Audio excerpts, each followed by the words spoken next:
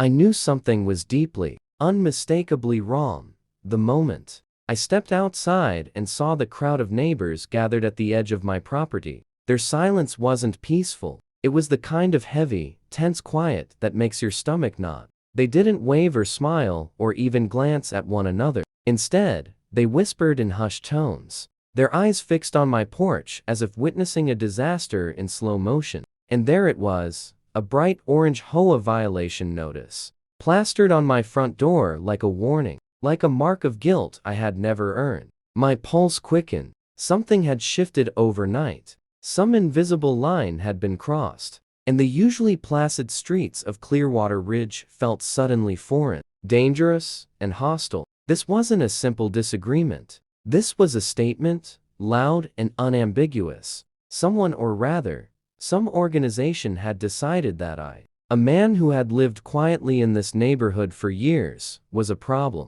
My heart pounded as I looked at the notice again. The bold letters seemed to mock me. Violation. Immediate action required. The words swirled in my head, cold and calculating. How could something so seemingly trivial feel like a threat to everything I'd built? The neighbors' whispers grew louder, but their words were indistinct, carried more by suspicion than meaning. Each glance cast toward me felt like a silent accusation, a community divided, judging, waiting for me to stumble. I took a deep breath, trying to steady my nerves, but it was impossible. The notice wasn't just a piece of paper, it was the first sign of an impending storm, a warning that the rules I had always followed were suddenly irrelevant. Questions churned in my mind. Had I unknowingly broken some obscure regulation? Or was this a preemptive strike? A calculated move by the HOA to assert control over my property? And why now? Why me? The tension clung to the early morning air, sharp as the cold wind brushing my face, turning what was once a familiar street into a gauntlet. I stared at the notice, realizing that the quiet, orderly life I had taken for granted was about to be upended in ways I could not yet imagine. And the scariest part, the HOA already thought they had won. But had they really? Or had they just set in motion a conflict that would escalate far beyond a simple violation notice, one that would draw in neighbors, documents, legal battles, and a storm of consequences that no one could predict? That question hovered in the morning air, unanswered, as I clenched my fists, bracing for what was coming.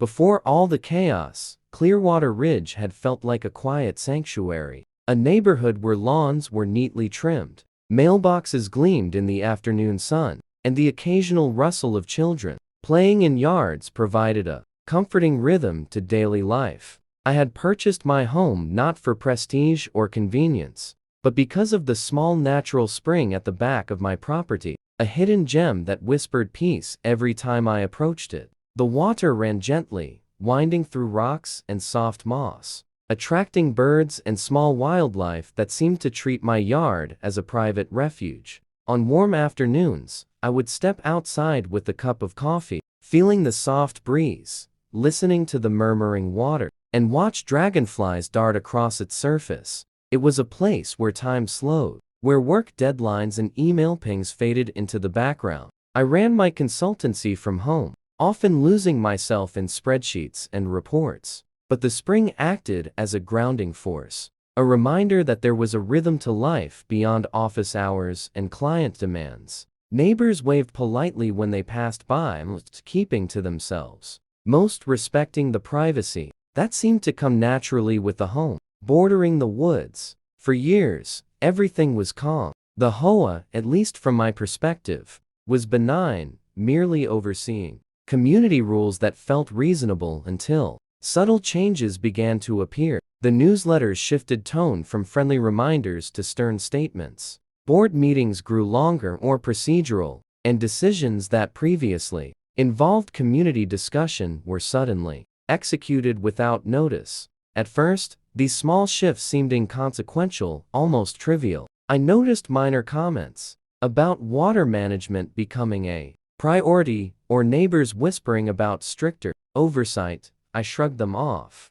The spring ran on, birds sang, and my life seemed untouched by bureaucracy. But even in this serene setting, the first seeds of tension were being planted. tiny and imperceptible, ready to grow into a storm I couldn't yet comprehend. Then came the first letter, a plain, white envelope, innocuous except for the embossed HOA logo in the corner. I almost didn't recognize the danger within until I opened it. It was no polite reminder about lawn heights or community events. No, this letter accused me of violating a new rule regarding unauthorized water flow modification. My first reaction was disbelief. I had done nothing. The spring had existed long before my home did, flowing naturally, harmlessly. Yet the letter detailed infractions as if they were deliberate acts of negligence, claiming I had redirected water, runoff, and caused potential flooding to adjacent properties. The tone was precise, formal, almost surgical in its delivery. I felt a chill. Determined to clarify, I called the HOA office, only to be met with Patricia, a woman in her late 40s, with sharp features, a blonde bob, glasses perched low, and a tone that conveyed impatience bordering on disdain. She spoke slowly, measured, each word clipped, like reading from a script she had memorized. Every question I asked seemed to irritate her more. Evidence I offered was dismissed. Clarification was refused. By the end of the call, I realized something crucial. The HOA didn't seek resolution or understanding, they demanded compliance. Unquestioning, immediate, and blind. The initial letter was only the first wave. Weeks later, the warnings would escalate, fines, threats of legal action, and letters piling up with a precision that was frightening. Yet, this initial moment standing there in her office, holding the accusatory envelope, feeling cornered by a system that seemed designed to overwhelm, was where I first understood the power imbalance I was up against. The conflict had been ignited quietly, subtly, and now it was poised to grow in ways I could never have anticipated. The tension escalated at meetings. What were once casual community gatherings became arenas of silent judgment and whispered suspicion. I sat among neighbors, feeling their side glances like pricks against my skin,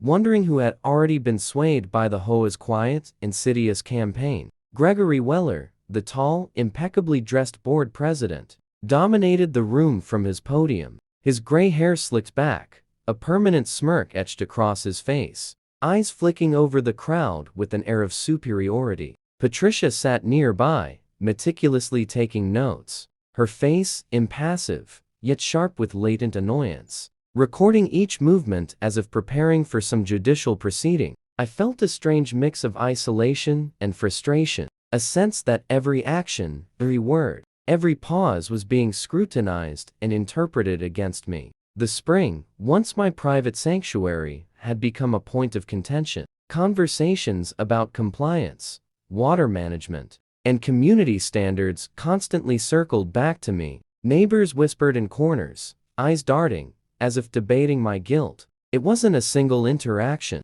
but the cumulative weight of suspicion and control that made the room suffocating. Documents were passed around, decisions presented as fait accompli, and any question from me was met with condescension or evasion. I began to realize this wasn't about the spring or any supposed infraction. This was about power control, wielded over those who had quietly gone about their lives, suddenly caught in a web of authority they never consented to. The tension was almost tangible, like a static charge in the air before a storm, foreshadowing the confrontation that loomed ever closer. Every glance from a neighbor, every note taken by Patricia, every smirk from Gregory contributed to a mounting pressure that made my sanctuary feel like the first true confrontation arrived unexpectedly. I awoke to the grinding roar of heavy machinery, a sound foreign to the peaceful hum of the neighborhood. Rushing outside,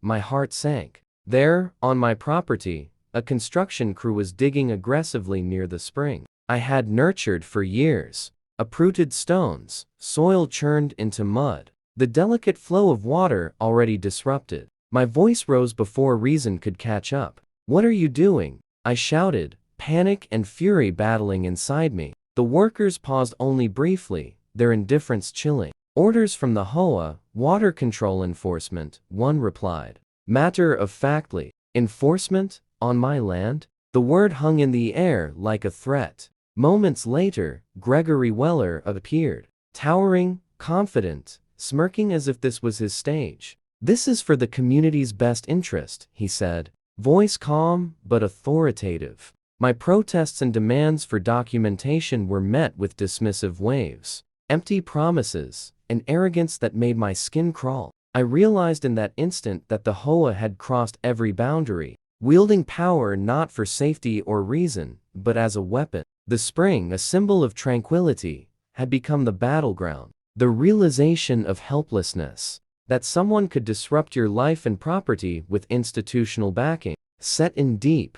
My anger coiled with determination. I documented every inch of the destruction, photographing the machinery, the workers, and the slowly disrupted spring. Evidence would be my armor. Each passing moment, each swing of the excavator, increased my anxiety, yet sharpened my resolve. This was no longer a minor dispute. This was a test of endurance, wit, and courage. I understood, as I watched the waters divert and the soil churn, that this confrontation would mark the turning point. The HOA had made a monumental mistake, one that would soon unravel in ways neither they nor the neighborhood could anticipate.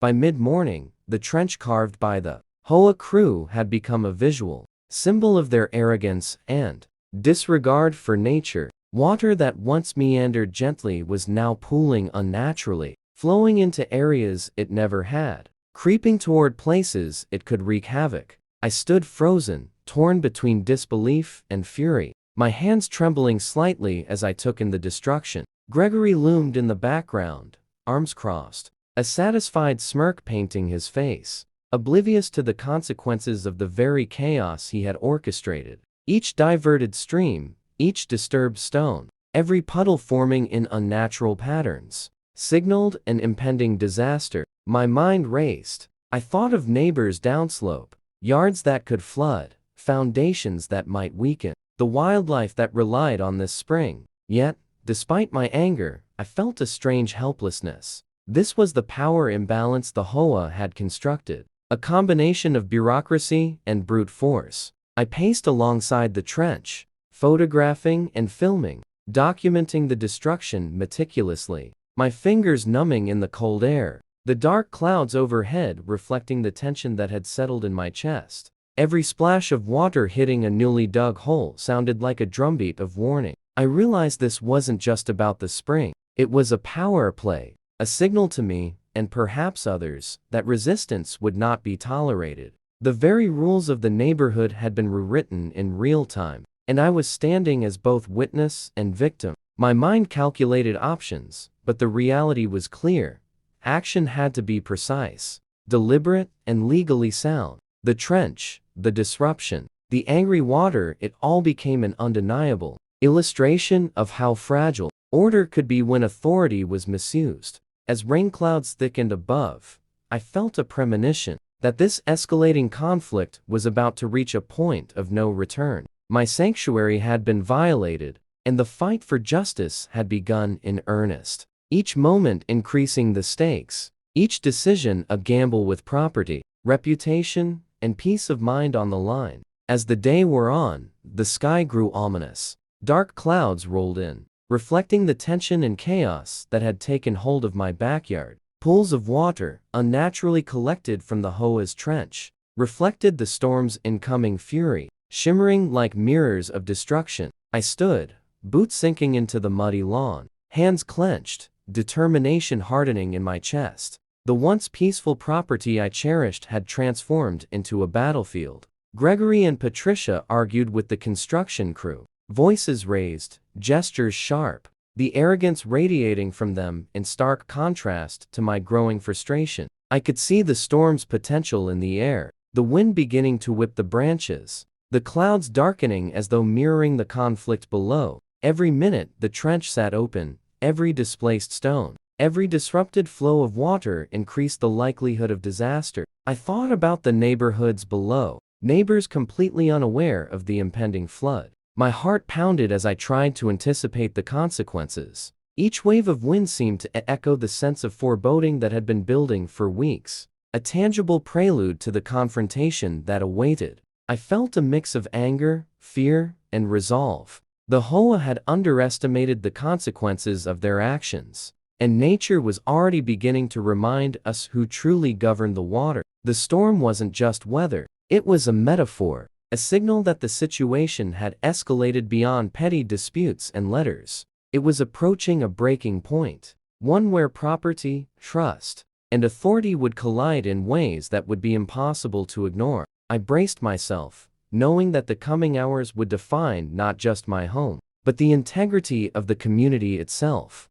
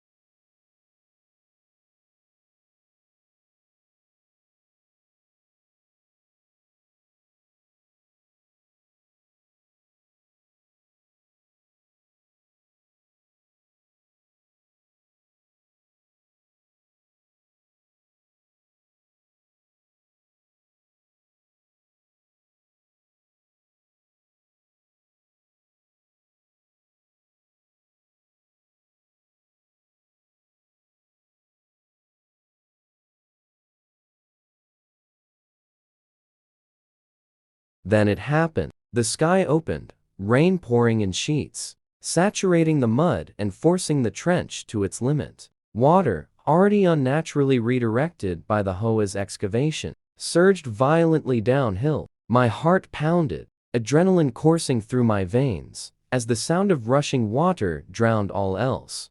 Gregory and Patricia were frozen, eyes wide, a mixture of shock and disbelief on their faces. I pointed toward the cascade, warning of the potential disaster below, yet the spectacle of water taking its own course was mesmerizing and terrifying at once. Trees bent under the wind, rain soaked every surface, and the once gentle spring had transformed into a raging torrent. The construction crew scrambled to maintain control, but it was futile. Nature, disturbed and provoked, responded with overwhelming force. Every yard below risked flooding, every foundation threatened, every neighbor exposed. I felt a surge of vindication tempered by fear. The HOA's interference had created exactly what they feared: chaos. The water moved with a calculated, unstoppable force, cutting through mud and grass, washing away any pretense of authority. Whispers of panic rose from the gathered neighbors,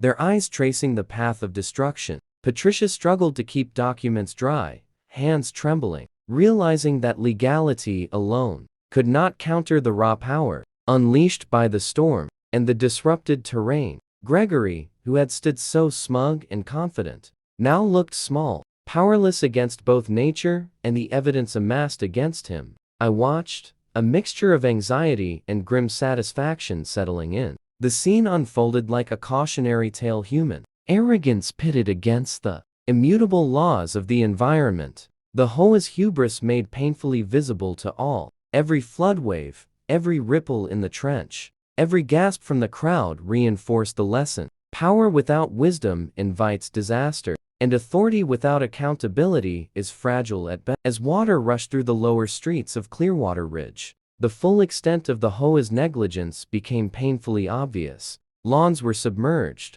mulch floated like debris in a miniature river, and neighbors gathered, eyes wide with confusion and fear. Shouts rang out, children were ushered indoors, and pets yipped from the flood's periphery. I stood at a safe distance, pointing toward the origin of the deluge, trying to explain calmly that this wasn't nature's fault, it was man-made, a direct result of the HOA's reckless actions. Gregory's face was pale, his earlier smugness replaced by panic and disbelief. He attempted to interject, to spin a narrative that blamed someone else, but the evidence was irrefutable. Muddy water traced the path from my disrupted spring straight to their properties, carrying with it the undeniable signature of his decisions. Neighbors began murmuring among themselves, realization dawning, whispers escalating into urgent conversation. The scale of what had been set in motion hit us all simultaneously. The HOA's control, their legal threats,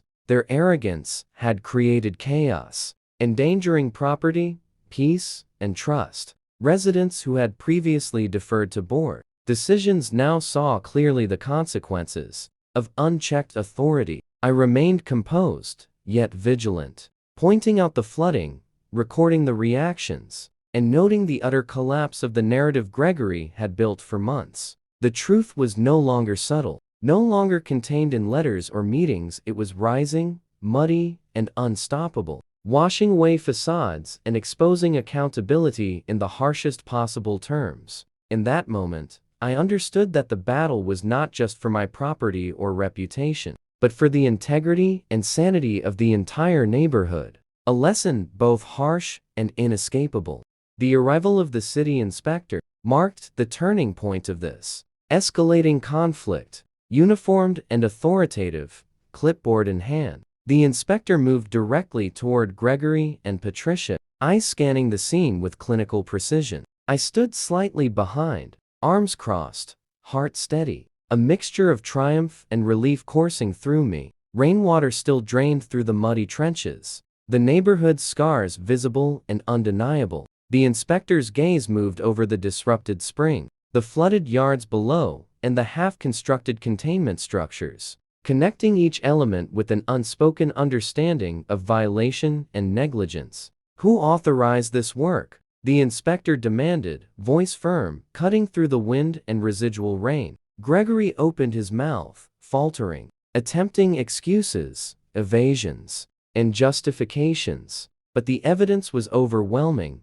documented correspondence, witness accounts, environmental surveys, and the very visible aftermath of the disrupted waterway. Patricia's hands shook as she clutched papers, realizing that authority, while once seemingly absolute, could crumble under accountability. The inspector issued immediate notices of violation, not against me, but directly targeting the HOA board members responsible for the unauthorized construction and destruction. Neighbors watched in awe as the truth unfolded, realizing that the letters, fines, and arbitrary rules had masked deeper abuse of power. The inspector's declaration was clear: the HOA had acted illegally, arrogantly, and recklessly. Gregory's smug confidence evaporated, replaced with defeat etched across his face, while Patricia's pale shock reflected the gravity of their exposed actions. In that moment, the neighborhood collectively understood the consequences of blind compliance and unchecked authority. Justice, long delayed, had arrived, tangible, public, and inevitable.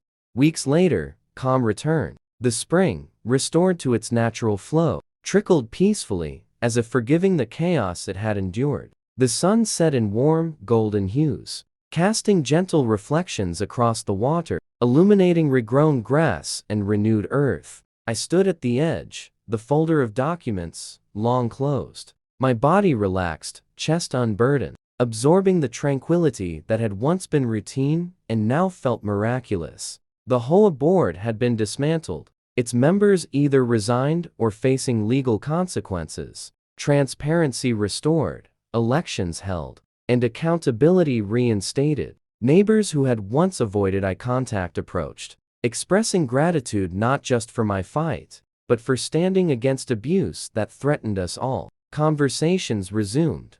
Naturally, laughter cautiously returned to sidewalks, and the whispers that once carried suspicion became stories of community resilience. The spring's gentle murmur served as a constant reminder of balance, of vigilance, and of the power one individual could exert in the pursuit of fairness. I reflected on the ordeal, recognizing that communities don't collapse because of rules, but because of people who assume power is their birthright, forgetting humility, empathy, and accountability. My fight was not only about preserving a piece of land, but about restoring the integrity of a neighborhood, of proving that even against institutionalized arrogance, justice could prevail. As the sky deepened into twilight, I asked myself and the world a question: when those entrusted to protect a community become the ones threatening it, what would you do? The answer became clear in the flowing spring, the restored land,